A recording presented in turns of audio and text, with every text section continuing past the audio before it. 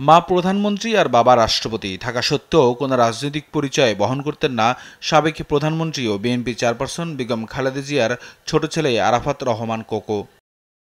২০০৭ সালে সেনা সমর্থিত সরকারের সময় কারাবরণ করেন তিনি। বিদেশে চিকিৎসা নিতে গিয়ে ২০১৫ সালের ২৪ জানুয়ারি মারা যান।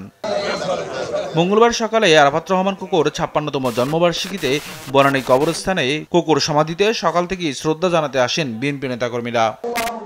এ সময় বিএনপি নেতারা স্মৃতিচারণ করেন আরাফাত রহমান কোকোকে নিয়ে।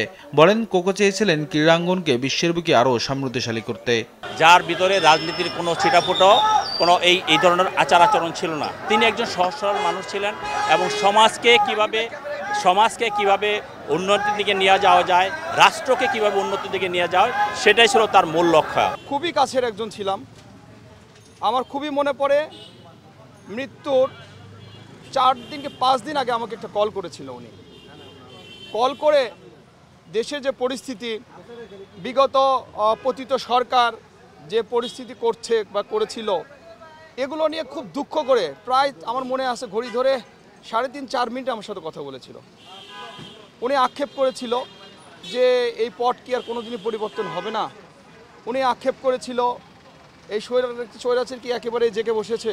ক্রীড়া অঙ্গনে তার অবদান অনেক আছে এবং যারা ক্রীড়াবিদ তারা কিন্তু প্রত্যেকে দল মত নির্বিশেষে তাকে খুবই মনে রাখে, শ্রদ্ধা করে, স্মরণ করে থাকে। তো কারণ তার মধ্যে তো ভালো অমায়িক মানুষ ছিল না।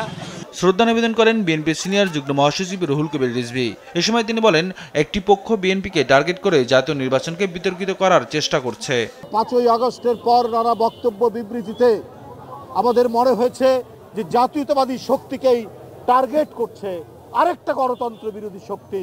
তারা নানাভাবে, নানা কায়দায়, ধর্মের নামে এই সমস্ত বিভ্রান্তিমূলক কথাবার্তা বলছে।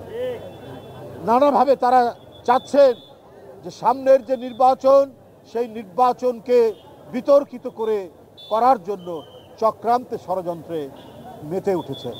এ সময় তিনি পুরো জাতি একটি নির্বাচনের অপেক্ষায় জানিয়ে বলেন, ফ্যাসিবাদকে যারা সহযোগিতা করছে তাদের বিচার জনগণ করবে। শিশুর রক্ত পান করে, যারা কিশোরের রক্ত পান করে, যারা ছাত্রের রক্ত পান করে, যারা রিক্সাওয়ালা শ্রমিকের রক্ত খাওয়ার জন্য রক্ত পিপাসু হয়ে উঠে, তৃষ্ণার্ত হয়ে উঠে, তাদের যদি প্রত্যাবর্তন ঘটনার চক্রান্ত করেন, জনগণ হচ্ছে সবচাইতে বড় আদালত, সবচাইতে বড় বিচারক।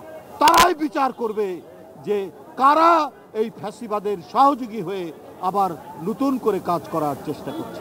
আর নির্বাচন নিয়ে অনেকেই নানা কূটকৌশলে লিপ্ত বলেও মন্তব্য করেন তিনি। নিয়াজ মোরশেদ, দেশ টিভি, ঢাকা।